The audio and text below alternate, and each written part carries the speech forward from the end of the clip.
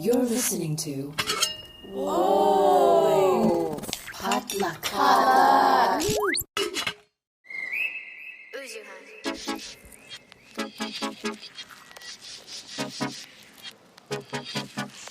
Hey guys, welcome back to First of All, a real unfiltered conversation on career, family, relationships, and culture. I'm your host, Minji Chang. I'm an actor, producer, and filmmaker, here to share inspiring stories and to walk through everyday life with you. Hi, you guys. How are you? Happy holidays. Surprise, this is my bonus episode that I just decided to throw in because it did not feel right to close out the year in between seasons without checking in on you and saying hello and sharing some updates and also just sending out as much love and encouragement as I can because it's the holiday season and as it's honestly my favorite time of the year. But I also know that it can be hard for a lot of people, and it has been hard for myself in past years. So I just wanted to say hi and be here with you, send a big hug, and sit with you for a little bit. So, I just wanted to share some updates on how everything's been going and to reflect on some things that have been kind of really shaking my world and helping me grow in a big way. That was kind of costly, I guess, if you want to put it that way. But it was an intense year. This was a huge year of growth for me. And given that everyone's in reflective mode and introspective mode, and, there's dynamics that are really complicated with family and sometimes with friends and with holiday gatherings and seasonal depression or whatever mix of those, you may or may not be experiencing. I think it's beneficial and it's helpful to, it's really helped me just to hear everybody else share their thoughts on it and to check in on one another. I'm really lucky to have friends who've been checking in on me, and I want to do the same for you. So since the last episode closed out, it's been, overall this year has been absolutely crazy. I've made leaps and bounds as a person, and I've achieved a lot of things and crossed off many things off checklists and, gotten some great milestones that it feels a little surreal to have at this point. And it was also one of the most intensely difficult years for me as well. At this point, though, because I'm in my 30s, I'm a bit used to that. And there's a relief that comes with knowing that I can handle it. And there's also extreme exhaustion knowing that it's going to continue to be challenging. I know I can handle it because I've been well prepared and well trained to handle difficult things. And I know that challenges are going to continue to evolve because the more that we grow, we're going to just face new challenges because the old challenges are going to become easy or easier to handle. And you're just going to bump up against a new thing and tear new muscle fibers and become stronger in different ways and expand and grow. And not going to lie, that part kind of still scares me. And I'm I'm just tired. Leave me alone. I just want to nap for a really long time. Drink tea and be warm and have quiet and read a book, I'm basically turning 80 years old pretty early on, but I don't know. That's just how this year has been. I'm extremely grateful. I'm pretty tired and I'm really entering my hibernation mode. I think my body's been getting into hibernation mode and I've been trying to be as productive in my last month as possible, but also learning how to let myself not be productive and just relax. It's a challenge. But I have been taking stock of just the delta, the change in who I was at the top of the year and who I've become. And overall, I'd like to just share, I'm really proud. Because you never know, even when you have faith in yourself and you're determined and you're committed, actually walking that walk is it's still tough, And even when you have faith in yourself, and that's in a really lucky place when you have faith in yourself. I did not always have faith in myself, and I have moments where it wavers or disappears for a bit. It's hard to keep putting one foot in front of the other. It gets really hard. And you're just mentally, physically, emotionally, financially exhausted. So for that reason, yeah, I am really proud. I guess I'll share some fun updates with you guys. Is that this year, the things I'm proudest of is that, vision boards work, y'all. If you haven't made one yet, even for funsies, on PowerPoint, on Google presentation, on Canva, or on a piece of paper with a pen, like I really encourage you to make one. Ooh, use Pinterest, like all those things. It's just a fun exercise. It's something that I've really started to invest in the last several years, and a lot of stuff came true. For example, I made my first short film. That was probably my number one most challenging and seemingly impossible endeavor because we're still in the middle of COVID. Just being able to rally everybody, being able to put together the funds and organize all of this. It was honestly, the creating of the short film was one of the hardest things I've ever had to do. And I've done a lot of things. I've put on a lot of shows. I've traveled around the country. I've lived abroad. Like, I've done a lot of different things in my life. This was definitely top 3 at this point, one of the hardest things I've ever had to do. And I 100% loved it and want to do it again. Making that short film, which is not complete yet because there's a plot twist in what it's gonna become. Just going through all of the legwork that comes into like pre-production to production to post, having a team that in retrospect, I'm like just in awe that we put this together because all of us were relatively inexperienced in putting together a film. Yet we were all really determined. And so I have to do a shout out to Andy Terada, to Jenny Volet, and to Melly Lee. The 4 of us put our heads together. We put our, rubber met the road. You know what I mean? We did the meetings. We made the checklist. We did the budgeting. And I was really fortunate enough to be in a place to be able to put in mostly, my funds. And some amazing friends came through to contribute as well so generously to make that initial project happen. And somehow, in the middle of COVID, with so many things like our backs against the wall in so many ways, from getting the locations to getting permits on time to, again, just the case numbers rising and changing all the rules around what we have to do with testing. At one point, our second day, we had 50 people on set, which is insane. I'm like, how did you do all that? And what possessed you to go that big, that right out the gate? Why? Why did you do that? And I think really at the end of the day, I shared this with friends afterwards. I think I needed to go that big because I wouldn't have done it any other way. I don't think I would have moved forward on it any other way. So that was a really good test for me to walk my talk, to have perseverance, and to just stick it out. And we faced so many different bumps, whether it was financial or logistics or relationship-wise. I'm working with amazing, talented friends and professionals, but everything's a challenge because in a different setting, in a different set of circumstances, i.e. with COVID, working in LA, working within these hours and these areas of Los Angeles, like working in Koreatown and whatever, you're just going to constantly come up with different problems that you never anticipated, you had some preparation for, and it's just that specific mix of personalities and emotions and, let's be real, like hormonal schedules. For me, I was scared. I was like, oh my God, I think I'm going to be in a really emotionally vulnerable place. And that's why I just think it's still such a miracle that we were able to do it, even though I have so much confidence in all of us and know that we had everything it takes.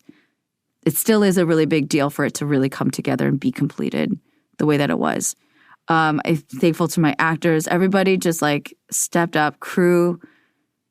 I was an emotional mess. I honestly took about a month to recuperate from that. And for real, because I talk about this with my vision board crew. Hi, Priska and Kevin. I had set out my goal to make that short film by the end of June. Like, I was like, I'm going to film this by the first half of the year. And not going to lie, within Q1 of 2022, I was like, okay, this ball better be rolling if I'm actually going to do this within 2022. And again, right out the gate, the challenges like started coming at me left and right in terms of just COVID. Again, COVID was a huge component in all this. Just and our team being able to have the availability to do this and have enough days to knock it all out. It was wild. And I did it. And I'm freaking proud of it. And I'm freaking proud of us. I'm freaking proud of the crew, the cast, like everybody who poured into this. And now it's evolving.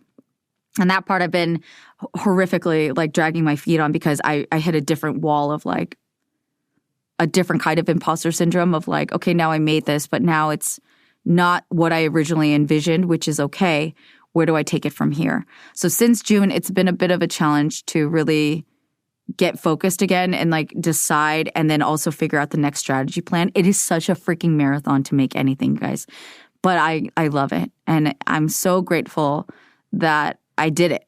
I think the doing of it was the biggest thing, to go through the motions, to take theory and put it into practice and learn. Huge lesson. My biggest, I think, one of my biggest pride moments of like this year. It's great. Another thing that happened was I got my SAG card. And that's really recently. I'm a SAG-AFTRA actor now. And it's a really big milestone for actors who, you know, a lot of actors get into the whole game very differently. Everyone has a different set of expectations and goals and intentions. Since I was really, really little, wanted to be Meryl Streep. I wanted to be a film actor and also TV actor. That's evolved over the years because I've been obsessed with TV since I had eyeballs, you know, which is since forever.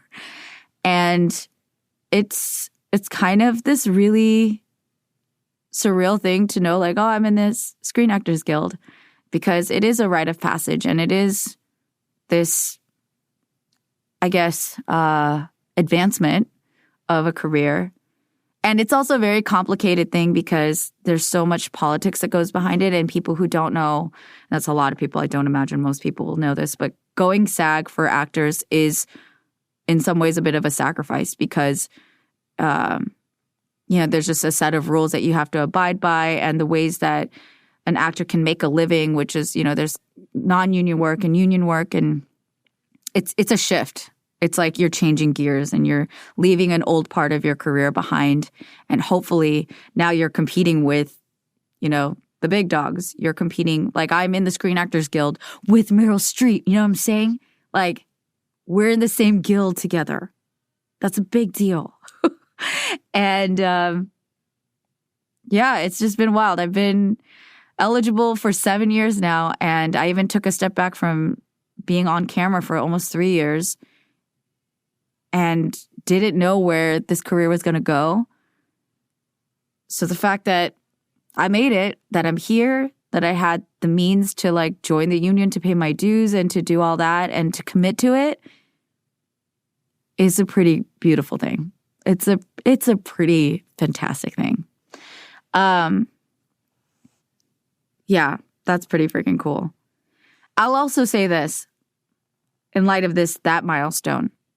It's a really big juxtaposition to like the filmmaking thing, which was high stress and high intensity and all the emotions and needing to regroup for like a month and pulling my hair out a bit, crying, all that stuff.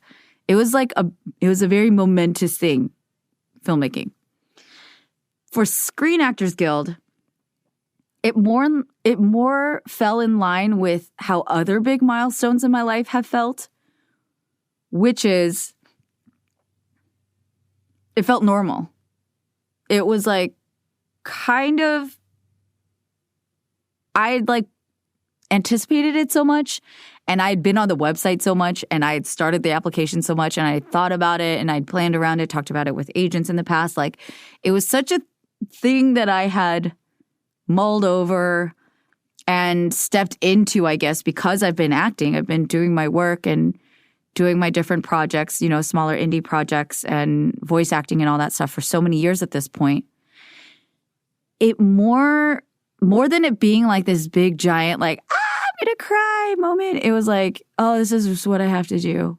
And now I will click this button, and now I will enter my credit card information, and now I will submit my application, and now I will receive my card. It felt very normal. That's how I felt when I decided to move to LA. That's how I felt when I decided to leave a couple jobs in the past where I knew it was just time to transition out. It just felt like it was the next step. And it was sucky in a way because it was anticlimactic. And I was like, I wanted this to be big. I wanted this to be everything and fireworks and explosions.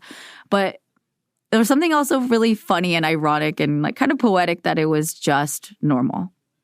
So it was a mix of things this year. I think 2 huge milestones in my life, one being really, really gigantic and the other one being very subtle and, just blending into my everyday. But getting my card was a pretty lovely moment. And again, that didn't feel like fireworks, but it felt like this like glowing light inside and this excitement of like, here's my card. Like, I got it. It's real. Like, yay. So that was nice. And I really encourage everybody out there to pay attention to how that joy and how those moments feel, because I don't want, for myself and for anybody I love, which is all of you guys out there, I don't want those moments to go unnoticed and underappreciated or unappreciated just because they're not fireworks and explosions. Do you know what I mean? There's so much good in life, and I know this as I get older, that's just peaceful and just serene and just lovely and pleasant and warm. And those are all really good things too. And I think the younger version of me always wanted the giant feelings because there's such a deviation from like everyday life. But what I've come to cultivate as an adult, and I also believe this is part of like the law of attraction part, is that big moments, these big things that maybe when you're younger you wouldn't even imagine were true.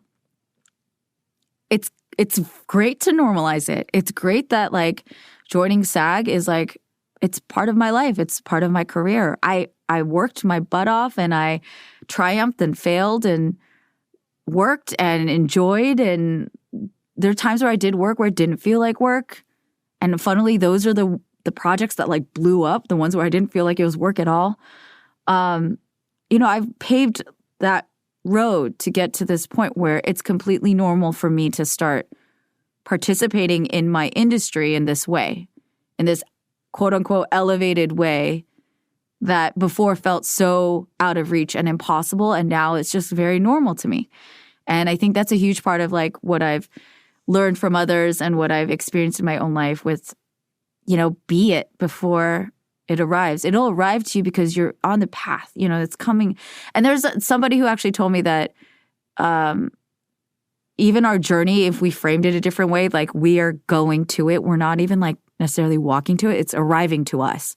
We're the ones that are still, and it's like life coming to us. I was like, that's a really interesting way to put it. And I tried to imagine what that might look like in terms of life events and achievements and all that stuff.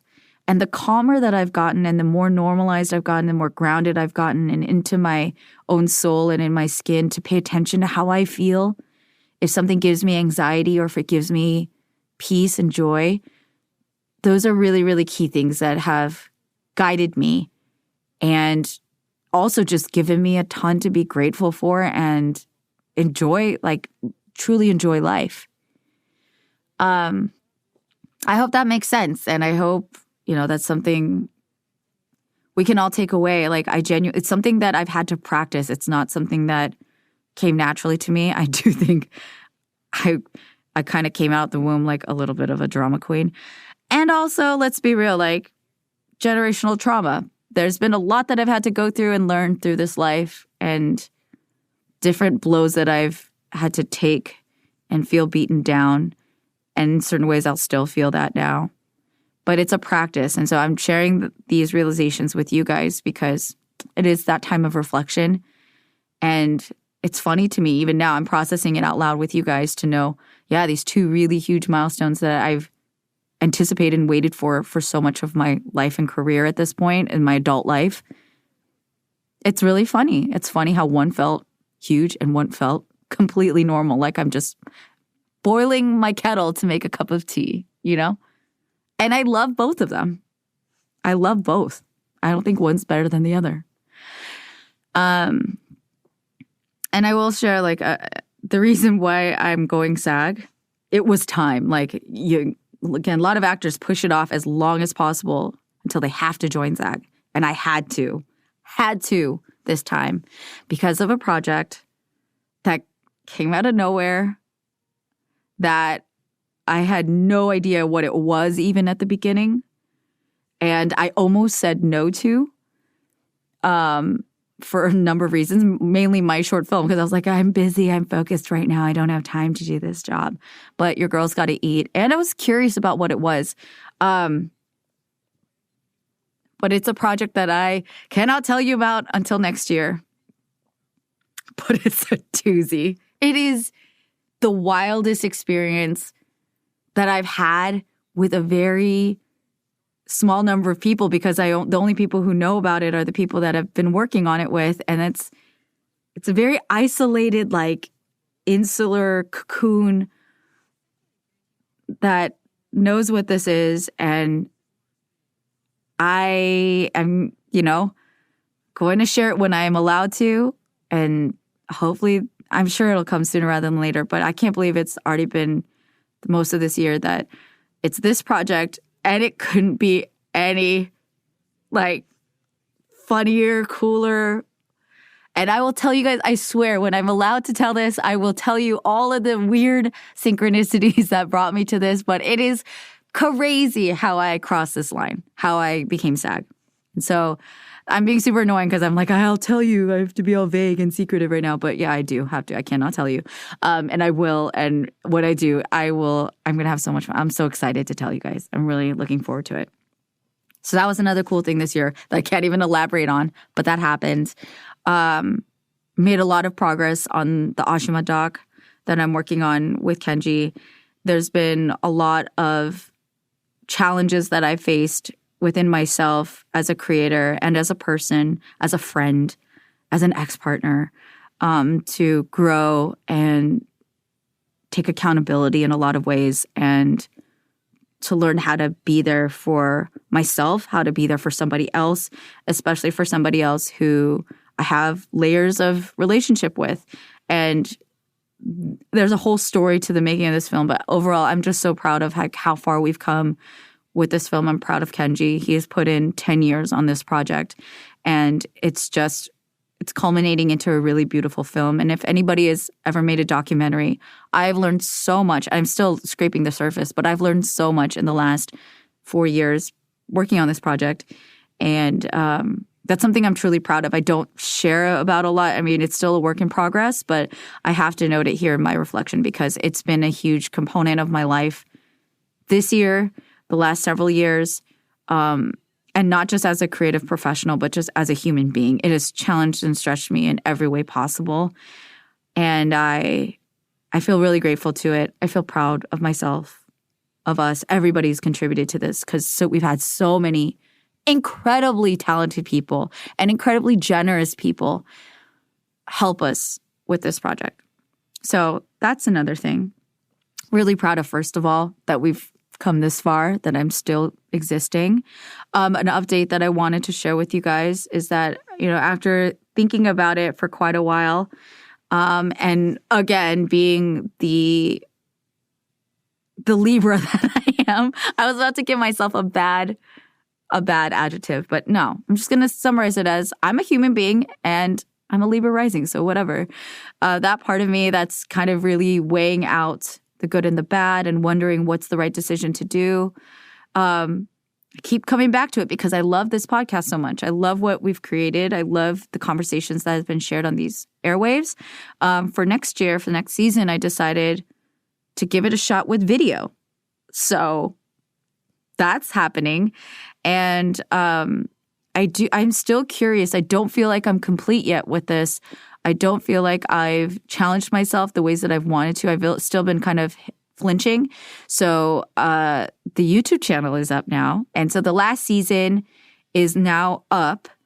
And you guys can like add to that. I'm just like curious what it can do to share it with a newer audience and kind of expand. And that's something that I was really, really frightened of, truly deep down subconsciously. I was terrified of more people tuning in, which is it's another thing for another day. And I've already shared that probably 80 times at this point on this show. But I've been really scared of expanding my reach. And just because of the feedback I've gotten, the support that I've gotten, knowing that the podcast has helped people, and to really question my own ego and to wonder why I'm so scared to be seen and if people will judge me or criticize me or think badly of the show or whatever, right? Like for so many reasons. Basically just like being vulnerable, being out there and having the world judge you. Yeah, it's still there. I've said, again, I probably said this 100 times on this show, and I'm still going to go forward because I keep being reminded that being brave doesn't mean you're not scared. It means you're scared and you still move forward. And that's a value, or that's a trait that I want to continue to cultivate, because I've grown up so much of my life being terrified of so many things, and I've had more than enough proof in my life that when I counter that fear with intention and with consciousness and with compassion and with some grit and some, encouragement from my loved ones, when I can face that fear and just move forward, 9.9 out of 10, everything's turned out completely fine and more than fine. It's turned out phenomenal. And I do things and I experience things that I'm like, oh my God, I'm so glad I did that. Oh my God, I like cry. I'm so grateful that I did that, and that I just end up with so much more gratitude and fulfillment because I was brave. Some of them turn out not so great, where I'm like, I shouldn't have done that. Like an 8 or 9, let's be real. Like an 8 or 9 out of 10. But really, vast majority of the things that I've approached when I'm really scared, and I know that I'm being scared just because it's different, or it's going to, involve change, or me, having to put myself out there in some way. Vast majority, it's always worked out. It's always been like some of the most incredible experiences and stories. So encouragement to you, go for it. Life is short. That's what I keep realizing. And not that I didn't realize. I honestly thought this since I was really little. I've thought of death since I was really young.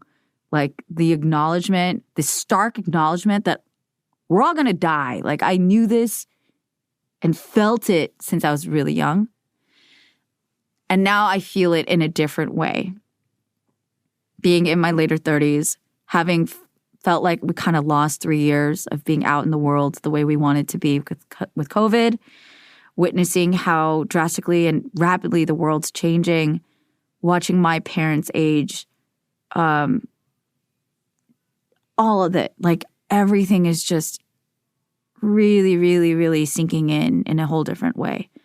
And hopefully it'll continue to be a motivating factor for myself and for you that, seize the day.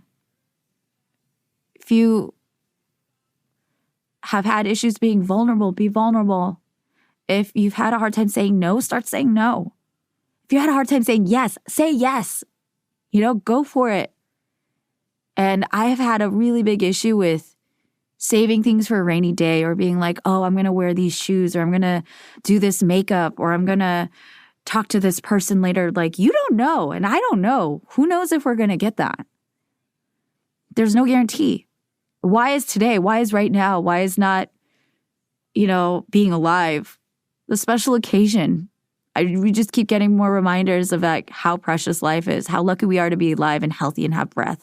That's the thing that I kept repeating to myself and with all of you guys through COVID. It's just health is wealth. Clarity of mind is wealth. Peace of mind is wealth. Having an able body is wealth. Like, let's not take that for granted. And that's also, really driving me to stick with the show, see where it goes, see how many more people we can reach, how many more topics we can talk about, ways that it can be, of value. That's really what I wanted for, first of all, to be of value for the listener, for myself, for everyone. And on that note, I also wanted to share that a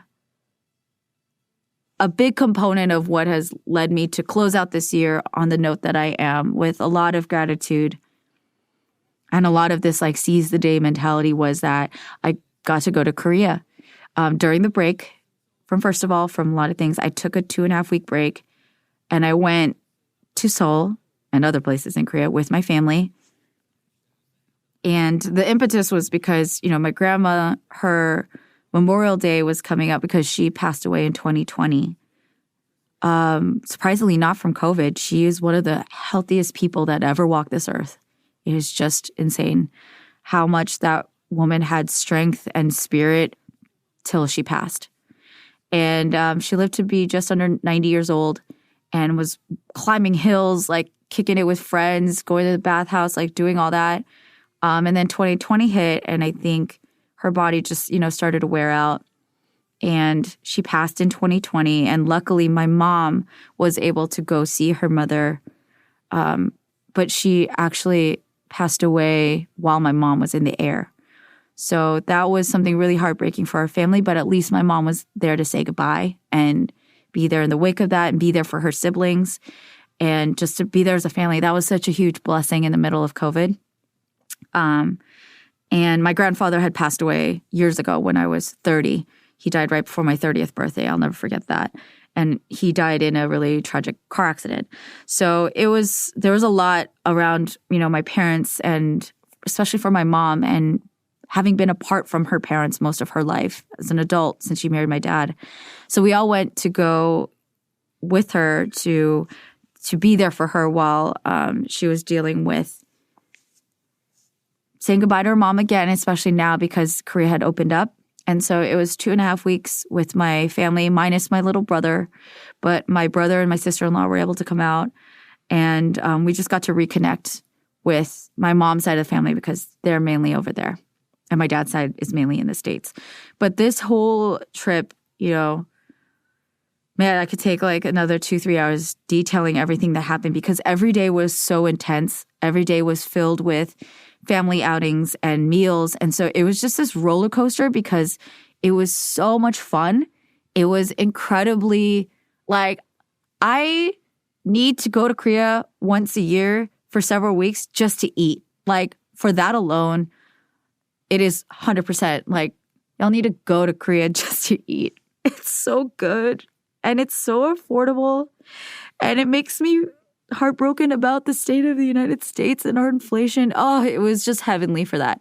So there's such stimuli that's just giving me all the joy and pleasure in the world. And then we're dealing with such heavy things. And I was also there to explore the film industry because, we're there as a family. But I also it 100% became a work trip too because I wanted to understand how can I, hop the pond and become a trans-Pacific storyteller. So from family to cultural differences to industry stuff and travel and logistics and time changes and jet lag and working on multiple projects, it was such a roller coaster, as I think a lot of travel is, and I think that's the beauty of travel. I think travel is such a condensed and intense way to teach you things because you have perspective. You have different perspectives and you have zoomed out perspective of being away from home. And everything becomes this comparison and contrast to your normal life, your everyday, right? So it was a truly intense time and I'm grateful for all of it. I have a very mixed relationship with Korea. I have so much love for this country that I wasn't born in, but that I come from because my parents, getting to see their hometown through their eyes, to learn about the places that they grew up in. It's such a time warp. And Korea itself has changed so drastically as a country since my parents immigrated.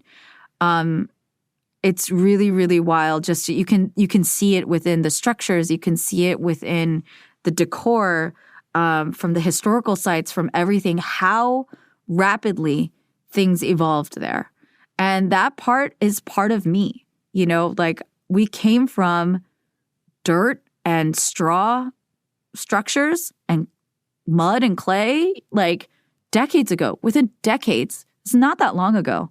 And the atrocities that happened in the wars and in the colonization, like it just sinks into my skin, into my soul, into my spirit, into my brain so much more differently now that I have the life that I've lived up until now in me.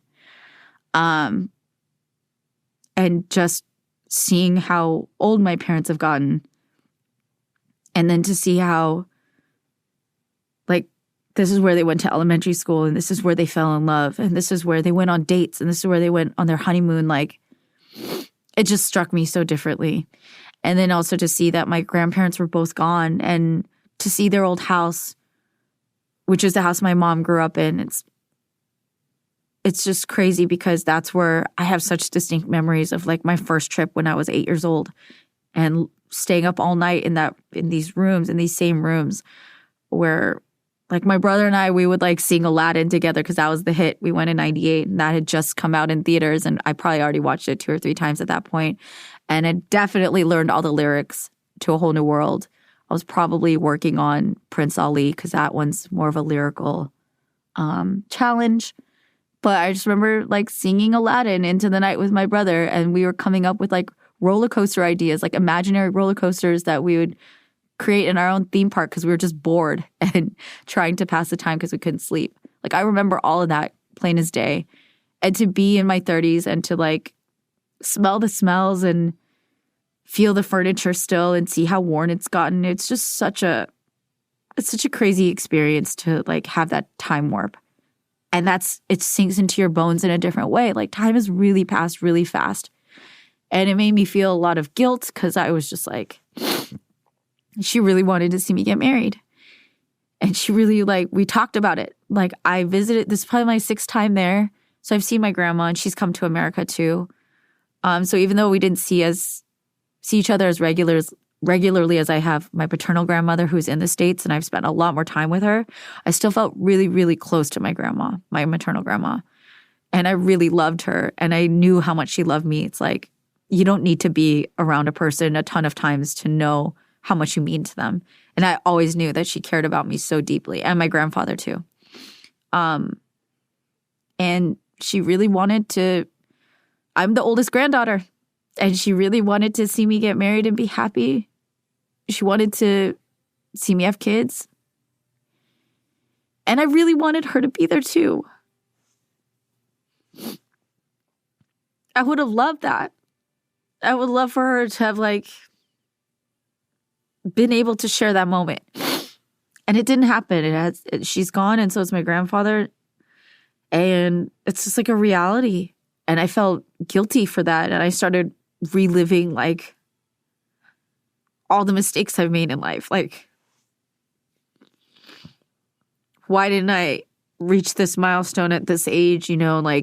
Going through all these expectations, and everyone listening, I'm sure it's just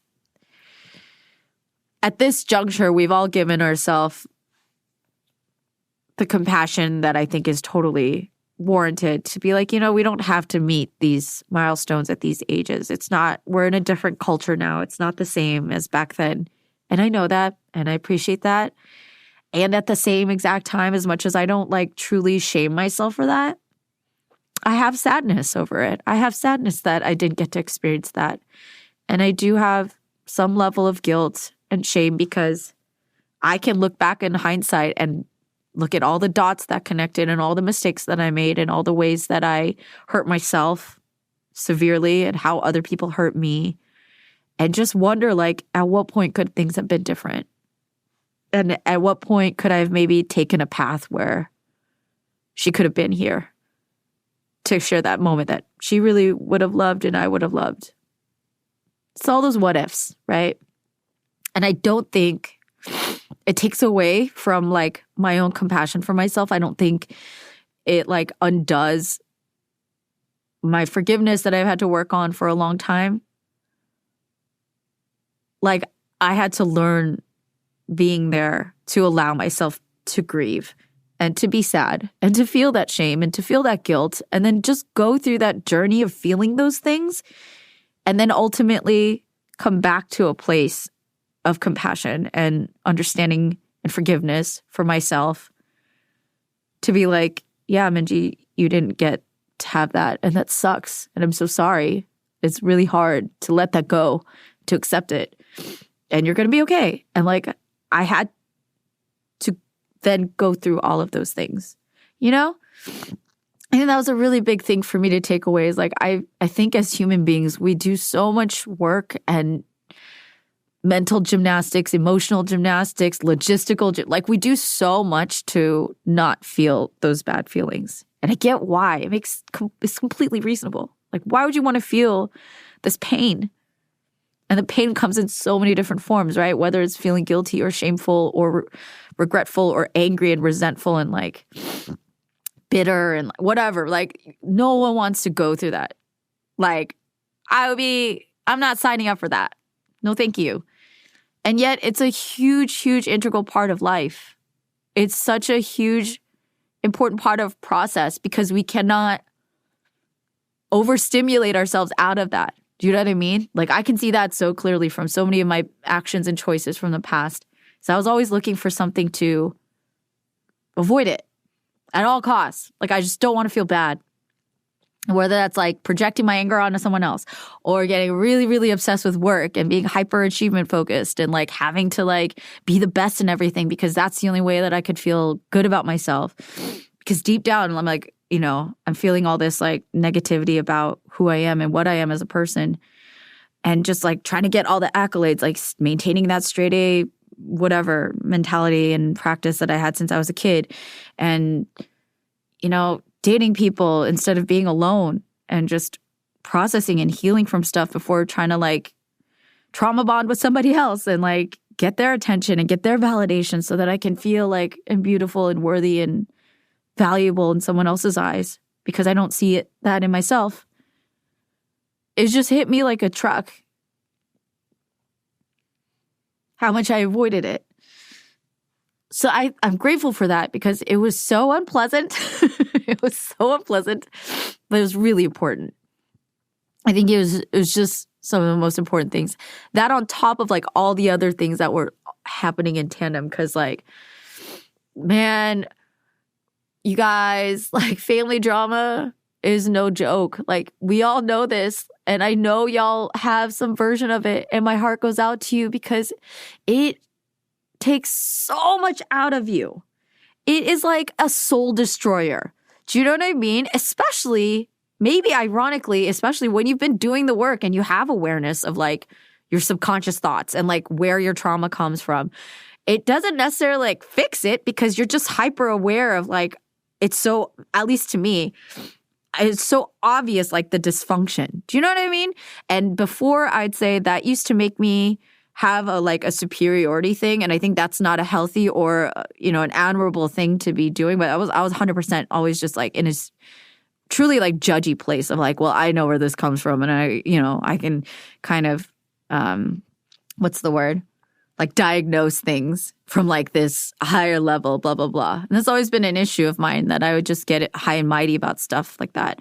And I think I'm less like that. I think I've been working with intention to become more neutral and or compassionate towards everybody. Like knowing these things, I don't want them to become a source of like me having judgment or superiority over anybody else. It's me that I'm doing this to gain understanding. I'm doing this to understand myself and figure out a way to best navigate this world.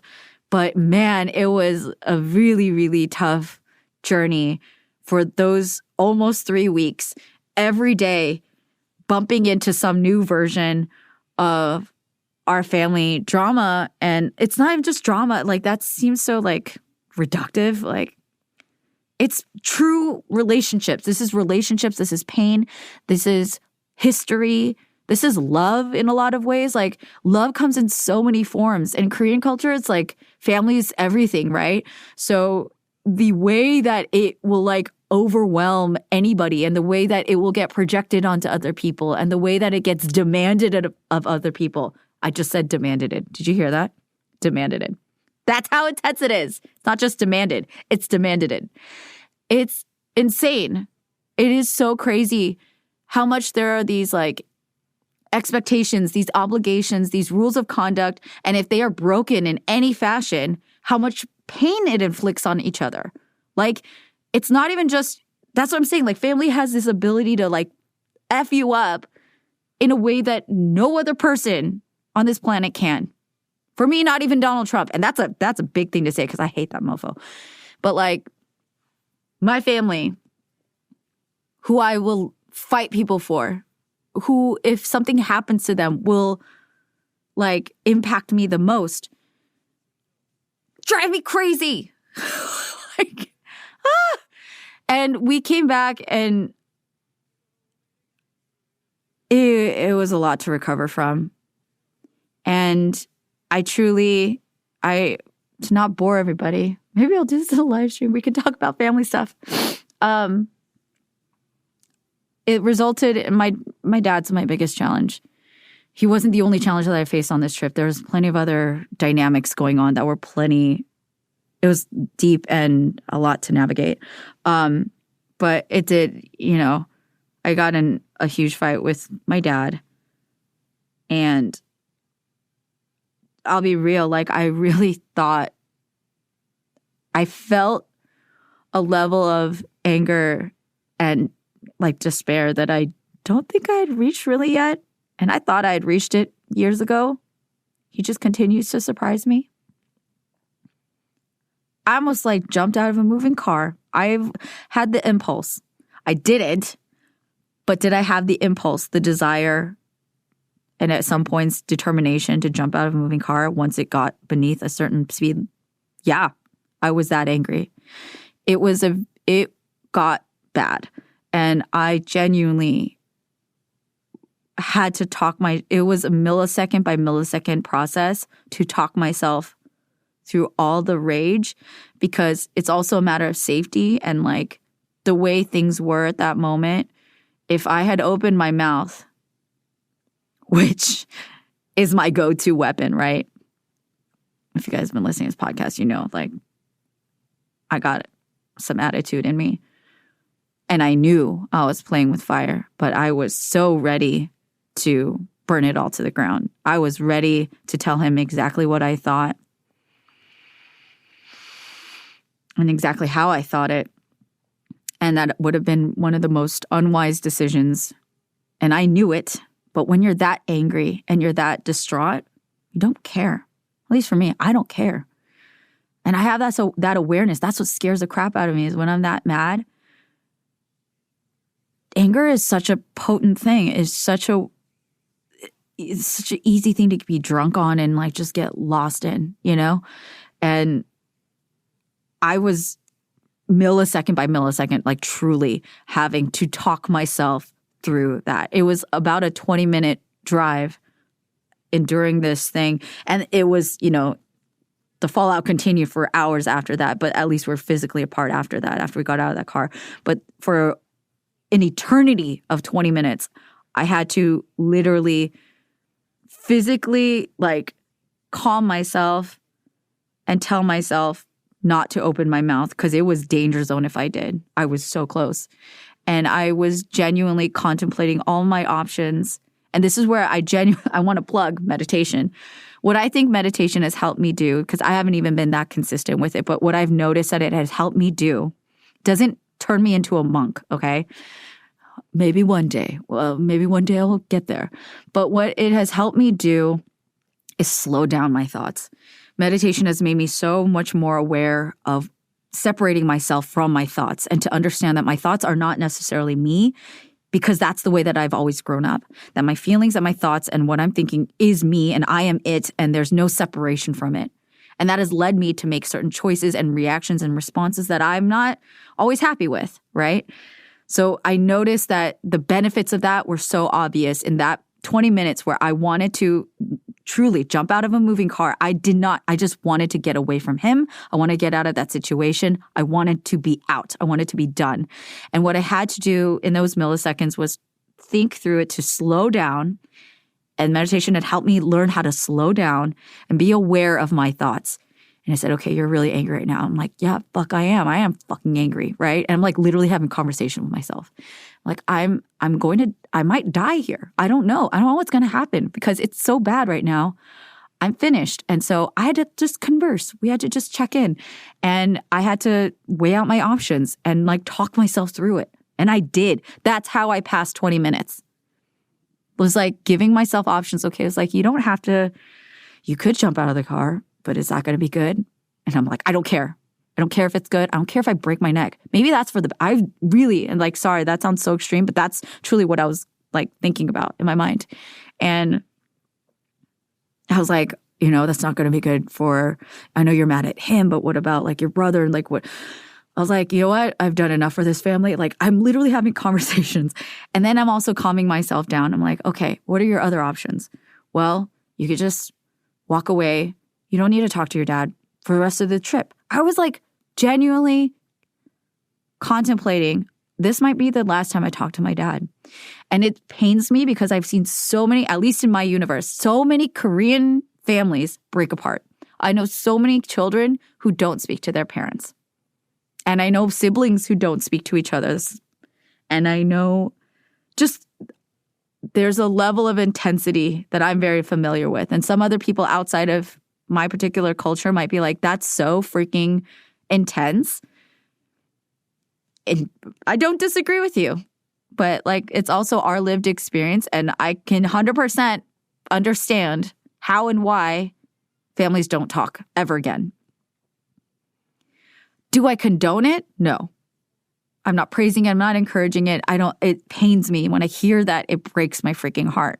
But do I get it? Yes, I do. Because I was in that car basically figuring out, oh, my dad's not going to walk me down the aisle at my wedding. I was like rapidly in succession trying to accept this is my life that I'm going to have to live without him. And I was envisioning it and I was learning how to accept it because I was so done. I was like, I'm too old. I've been doing this for so long. And so I'm also sharing this. I thought about what it would mean to share this story. And it's not just to like spill the tea, which we all live, a little tea spilling, but it really is, this is the collisions. These are the types of collisions that happen over the holidays and in general in life. But a lot of times at the holidays, because you're gathering with loved ones, quote unquote, and everyone's walking in with a lifetime of baggage. So I've been so fortunate to have such a good group of friends and we can all be there for each other. And I've been hearing it. I've been hearing the patterns and the difficulties that adult children are having with their parents. And this is a lifelong thing. And I don't think it's ever going to really like stop. But I do think that the intention of why I wanted to share that is that eventually, for some miraculous reason, I did not jump out of that car and did resolve with my dad.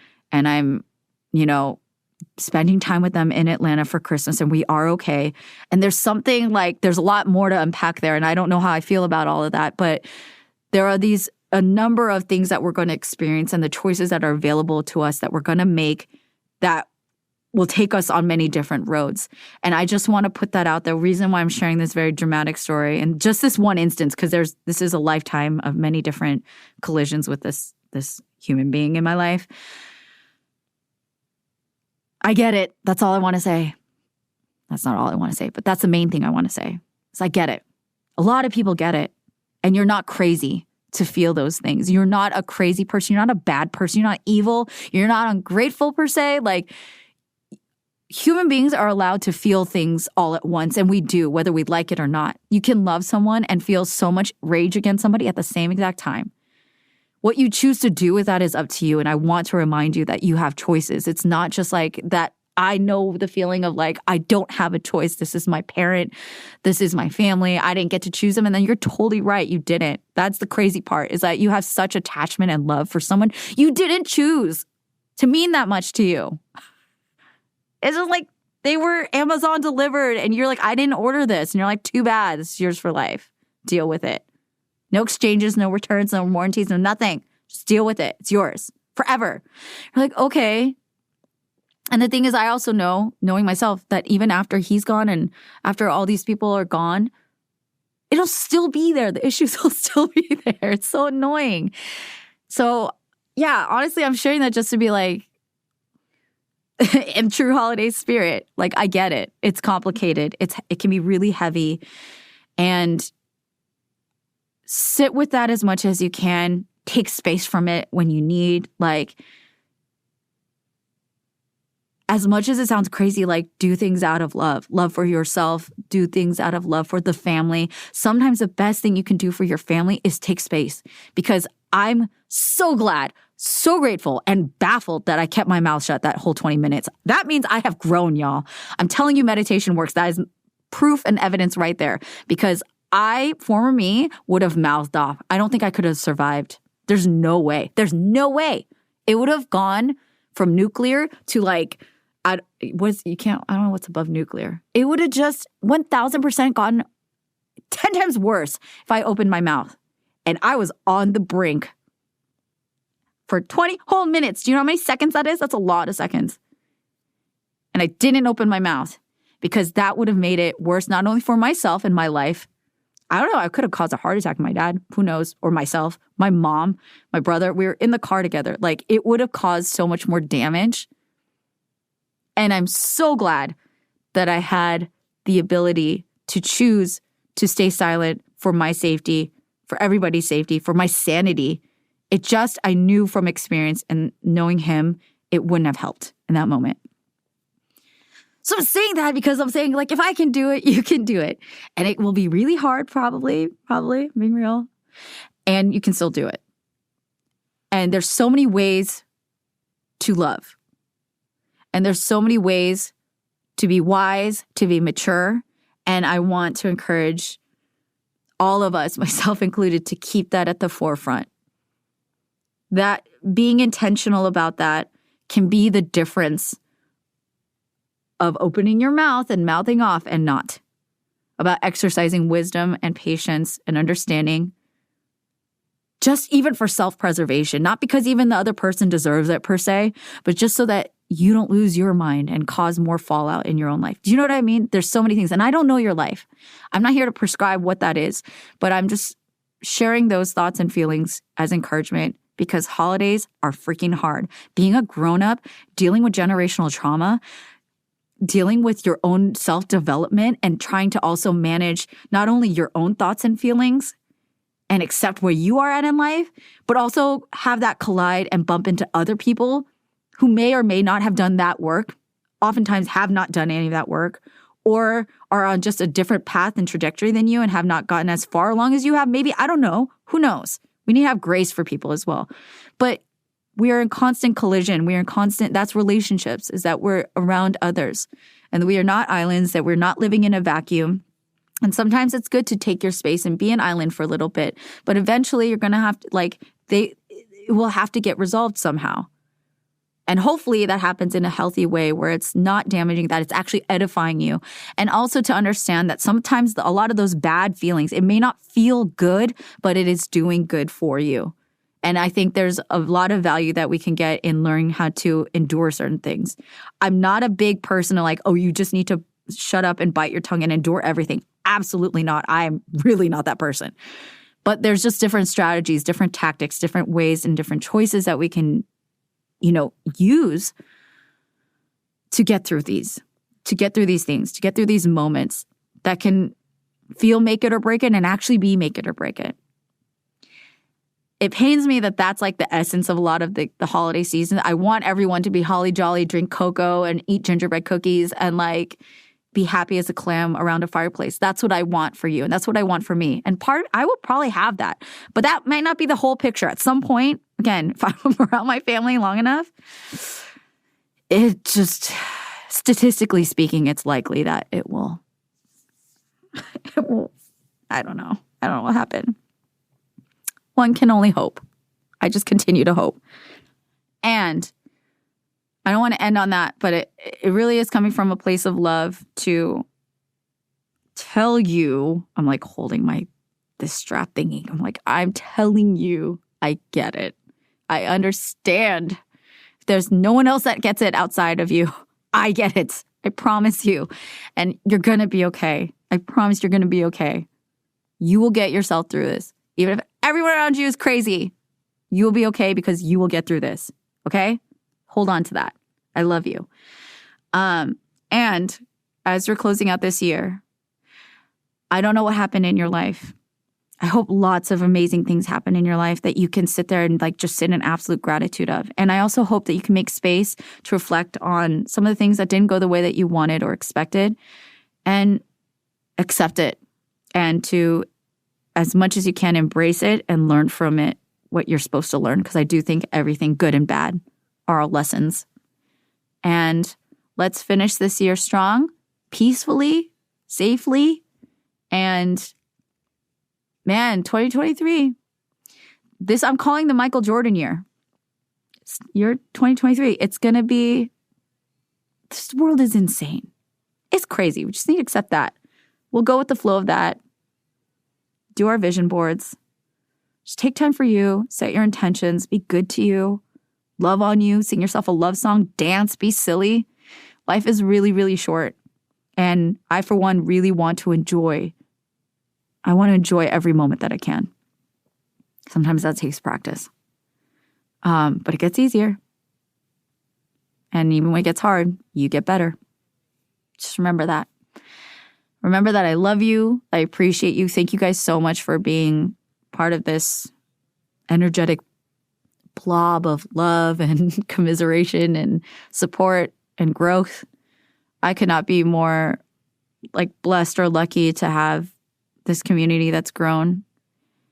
And it's been an anchor for me in a lot of ways. And I don't think I've been as good to the anchor as I'd like to have been. And I apologize for that. And I'm really grateful that you guys have been there for me, like through and through, patient and supportive and creative and suggesting all these awesome things. And next year, let's go bigger. Let's talk more. Let's be more truthful. Clock's ticking, you know what I'm saying? Have happy holidays. I love you so much. Thank you to Marvin, my producer. Thank you to Juliana, my social media marketing manager. Thank you to Anna and Priska, who helped me out so much this year with all of these episodes that somehow miraculously made the airways. And thank you to Uzuhan for use of his song, Uzutrap, for the intro and for the outro.